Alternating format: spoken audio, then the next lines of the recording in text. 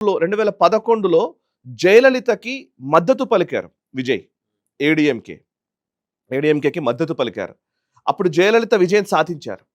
2016 తర్వాత 2016లో జయలలిత చనిపోయిన తర్వాత అంటే ఆయనకు అప్పటికి కూడా డిఎంకేకి అండ్ ఏడీఎంకేకి ఉన్న పొరపచ్చాలు ఒకవైపు ఉంటే ఏడీఎంకేకి ఈయన సపోర్ట్ చేసిన విధానం ఈయన ఫాదర్ వెళ్ళి ఆమెను కలిసి వచ్చారు కూడా జయలలితని.